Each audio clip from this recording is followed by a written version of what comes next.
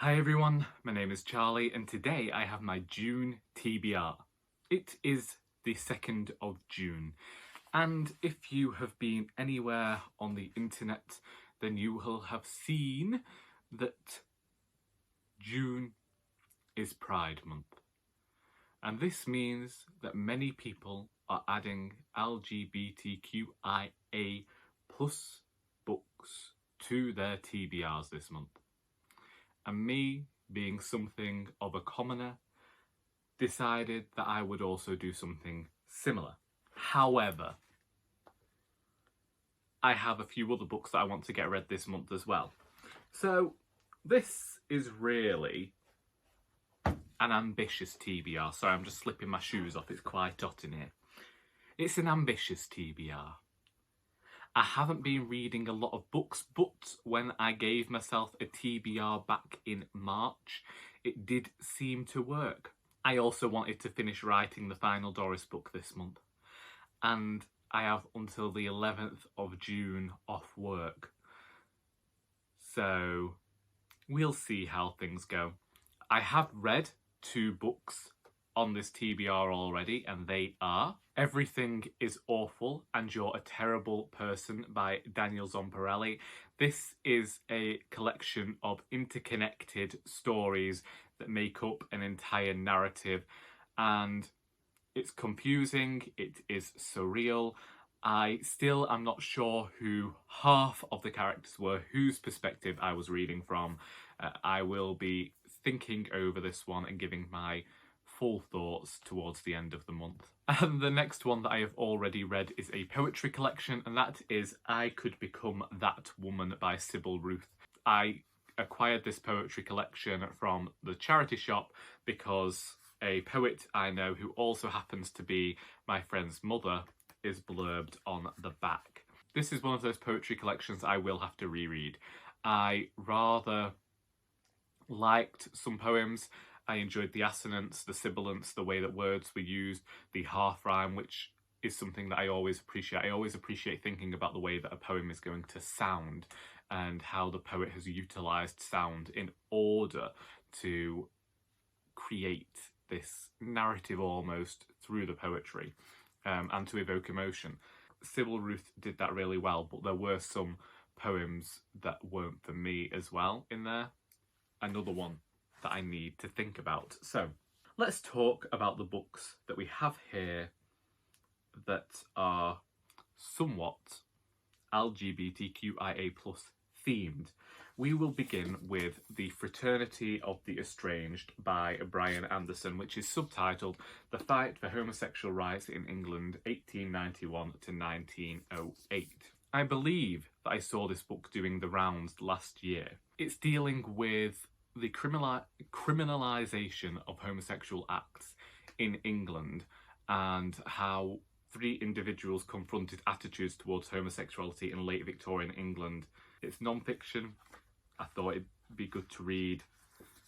I know that some people have read this already and liked it. And if I could remember really well, that'd be a good thing. I just know I purchased this book. It sat on my shelf next to A Short History of the World According to Sheep.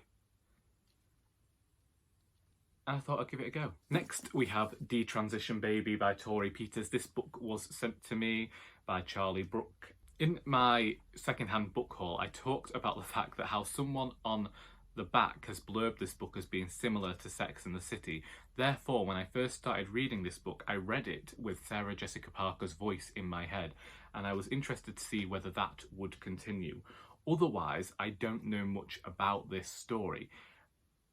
I know that people have really enjoyed it. I know that people were upset not to see it on the shortlist for the Women's Prize for Fiction this year. There is something in here about someone who chose to detransition, how they believe they were infertile and have got their boss pregnant and want to enter into some sort of relationship with their former girlfriend.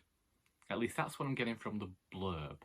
Next we have All Boys Aren't Blue by George M. Johnson, which I started reading a while back, and I enjoyed what I read and empathised with the portion of the book that I read.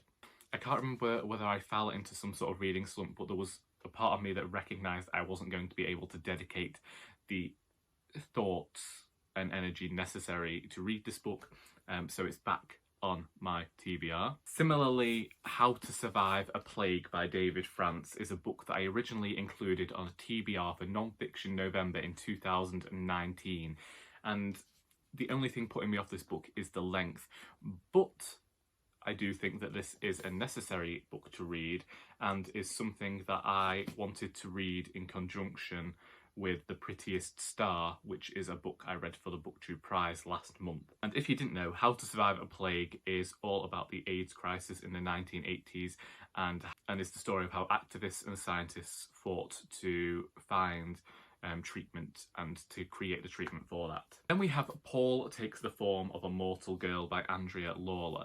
I acquired this book last year because the cover reminded me of a sweet that we used to have, and I can't remember whether it was fruit salads, but I don't know anything about it, so let's have a read. Okay, so Paul gets a job at the only gay club in a university town, but his secret is that he's a shapeshifter. And so here we have an exhilarating, razor-sharp, queer, coming-of-age story whose hero/heroine winds his way through a world gutted by loss in the wake of AIDS, pulsing with music and opening into an array of intimate connections. So this might be similar to The Prettiest Star. It might be interesting to read in conjunction with How to Survive a Plague. Then we have The Prophets by Robert Jones Jr., because this was on a TBR months ago and I was just not in the correct frame of mind to read such a tale, but now it is back on the TBR and should be getting read. And the reason I'm not mentioning what The Prophets is about, because everybody knows what The Prophets is about. Everybody is talking about that book. And if you haven't heard of the book already, then please just go and read a blurb somewhere. Then we have Cemetery Boys by Aiden Thomas, which was one of my most anticipated books of last year, and I'm still ashamed that I haven't read it yet. We have a trans protagonist whose family are struggling to accept him. Therefore, he tries to prove himself by performing a spell and accidentally raises a ghost. Or something like that. I didn't properly understand the blurb. However, it's magic. It's dealing with death, and it's dealing with a type of magic that I don't necessarily get to see often. So I was thrilled by the idea of this book. So I'm going to be continuing to read Katherine Mansfield's collected stories, and I only read 3 this month. Oh no, I read 4 this month.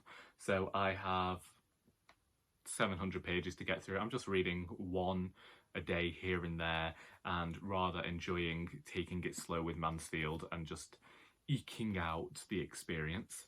Similarly, I want to start reading La Più Belle Storie Antica Roma, which is another collection of comic books in Italian to help me continue my Italian language learning. Something good that has come from learning Italian is that we have an Italian customer who started conversing with me in the language to try and help me to learn some more. So I've been able to ask her questions, although she does maintain that I am still too shy to converse in the language.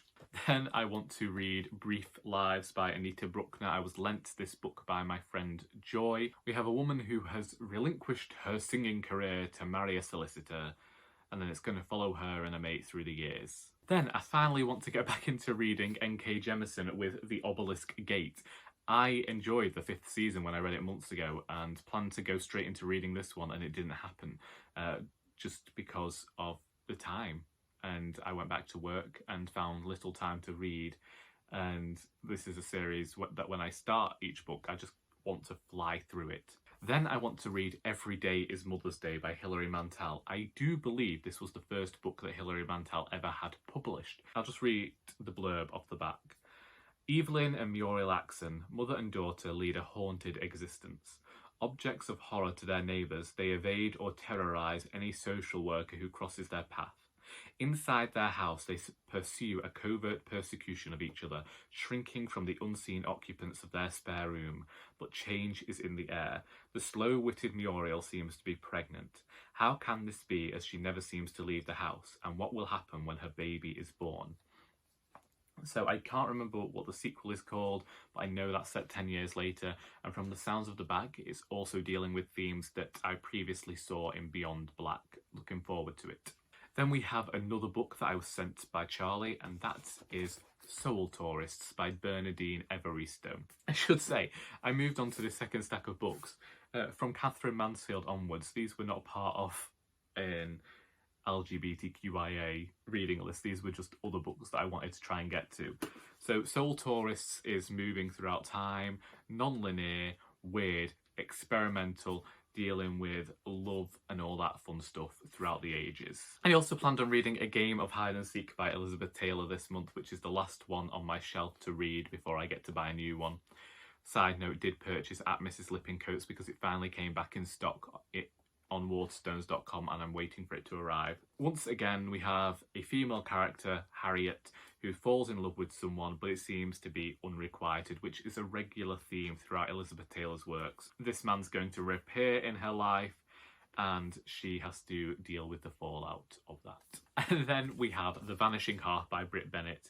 No idea what the book is about, really, from other than what people have mentioned on their channels already.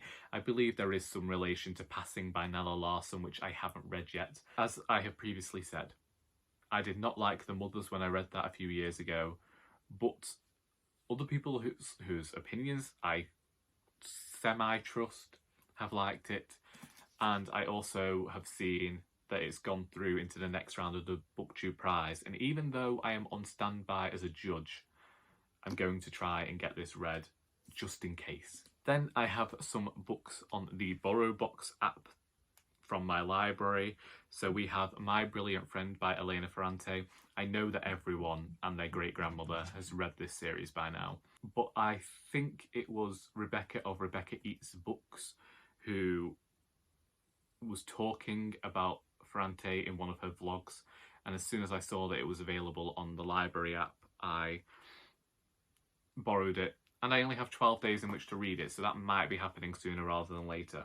Then I have Field Work by Bella Bathurst. I think it's about farming and the origins of farming and farming today, and even though I don't farm myself, I am interested in that way of life because my father is a farmer, most of my siblings are farmers as well, so I like to see what's being written. I also have English Pastoral and, as I say, The Short History of the World According to Sheep to read, which I've been meaning to read for the last few months. I wanted to read them in spring and that didn't happen, but hopefully Field Work will happen.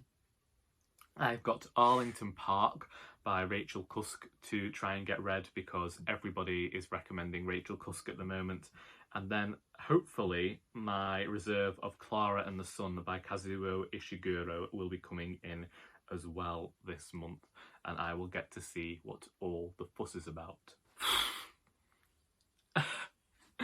And them's the books. If you have I'm hoping to enjoy these books, at least like them, find some sort of literary merit in there. But if you have read any of these books and think that I should prioritise any over others, then please do feel free to let me know in the comments. Also, let me know what you're reading this month, what you hope to get to. Have you challenged yourself with a rather epic tome? Or are you just taking it easy? Let me know. I hope that you have got something out of this video, even if it was just something to watch whilst you were sat on the toilet doing nothing better. And until next time, that is all.